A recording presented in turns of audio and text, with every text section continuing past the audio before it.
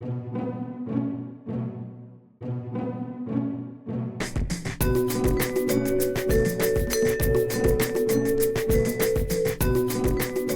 I saw the coming attractions to the movie Risen, which deals with a Roman tribune searching, to find the body of Jesus after the crucifixion, I thought the movie would leave us kind of in suspense, that we'd be perhaps intrigued, but still, unsure whether Jesus really rose from the dead.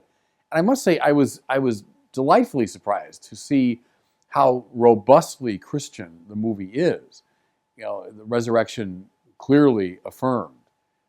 The scene that stays in my mind the most is Clavius, that's the Roman tribune, played by the always convincing Joseph Fiennes. Clavius is looking for the disciples, and he gets a lead, and so he goes to the place. It's the upper room. He bursts in, with his Roman sword, and he looks around the room, and the camera, that we're watching the movie with is imitating his sight, and he sees the disciples, and then he sees Jesus. But see, what's so disconcerting is he presided at the crucifixion. He saw Jesus. In fact, he goes up as the Lord is dying, or he had just died, and he carefully examined his face. So he knew him. So he sees this figure now alive in the room. And so his reaction is like ours, because as we watch the scene, we're not sure either. Oh, was that Jesus with the disciples? And we're kind of confused. He sort of slides down the wall, and in a mixture of amazement, of confusion, of fascination, all at once. And as I say, I like the way the scene was composed, because it puts us in that same position, that we're kind of puzzled, intrigued, and confused, and so on. Well, so must it have been for those who saw the risen Jesus. Because here's something that it's not possible. Dead people don't come back to life. When you're dead, you're dead. They knew that as well as we do. If someone dies, that's it. It's over. To see him now alive in the flesh must have been uplifting, of course, and all that, but at the same time disconcerting and confusing. And indeed, you sense it, don't you, in the pages of the New Testament. We hear, for example, that they worshipped, but some doubted. They had breakfast with the risen Jesus, and, no one really doubted that it was the Lord, which implies some of them did doubt it was the Lord. There was something just odd and unnerving about the experience of seeing the risen Jesus in his flesh. Now, the other reason I like that scene is it reminded me of a lot of debates in theological classrooms that I was in the 1970s and 1980s. It was a standard view of many theologians of that period that, there really was nothing objective to see at the resurrection. So they would pose this kind of rhetorical question. What if someone outside the circle of Jesus' disciples and friends came into the upper room? What would they have seen? Or what if someone outside of Jesus' own, family and disciples was there on Easter morning? What would he have seen? And see, the implied answer was, nothing really, because the resurrection is simply a symbolic expression of something going on in the interior subjectivities of those who knew and loved Jesus. So, I'll give you some examples. Edward Schillebeeckx, the Belgian theologian, widely read around the time of the council and after, when I was going through school. Schillebeeckx maintains that after the death of Jesus, his disciples remembered him, and they felt forgiven by him. Even though they had betrayed him and denied him and run from him, they nevertheless felt forgiven by him. And that would signal that in some way he must be still alive, because you're not forgiven by dead people.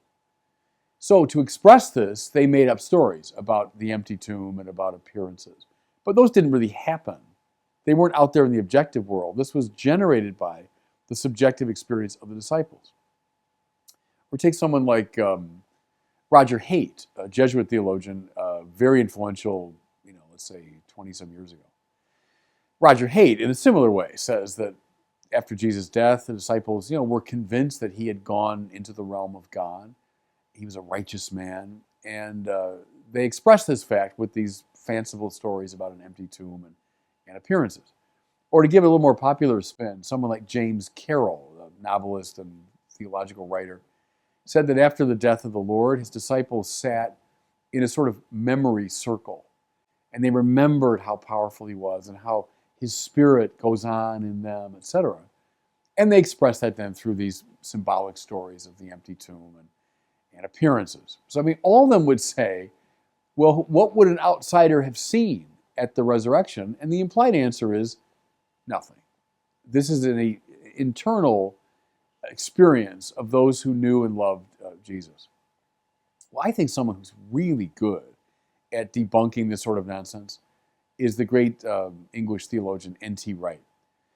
N.T. Wright says the problem here is we're not thinking in Jewish categories. And these all were expressed to us in very Jewish categories. Jews were not dualists, as many Greeks were, as Gnostics later were.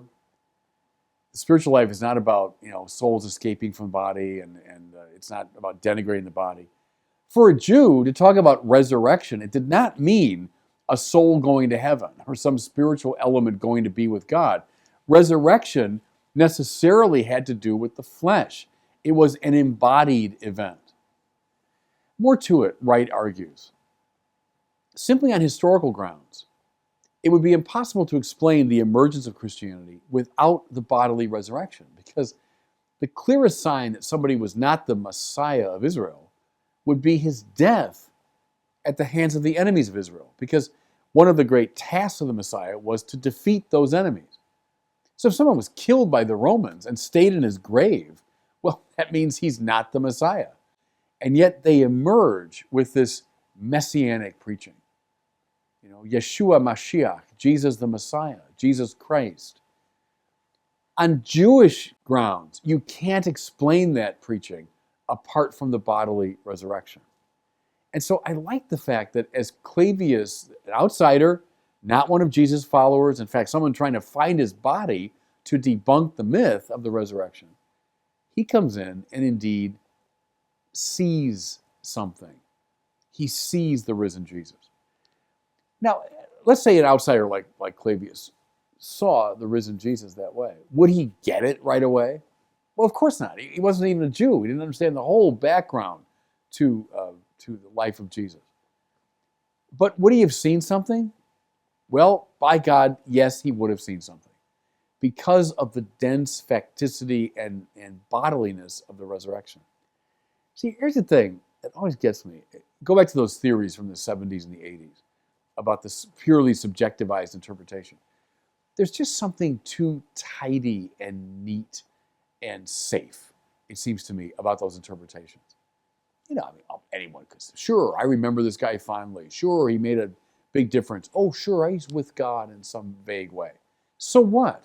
So what? But see, what strikes you on every page of the New Testament is this excitement that something had happened to them, something that was so overwhelming, so surprising, that it revolutionized them and sent them careering around the whole world. You just don't do that when you're motivated by some purely subjective experience.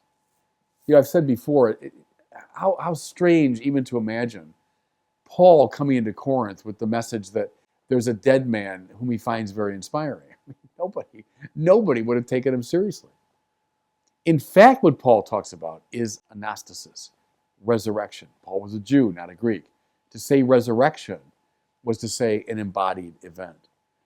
And so that's why I think this movie, and I don't think it's a flawless movie, but I think in this point, it's theologizing better than many of the leading theologians, let's say 20, 25 years ago.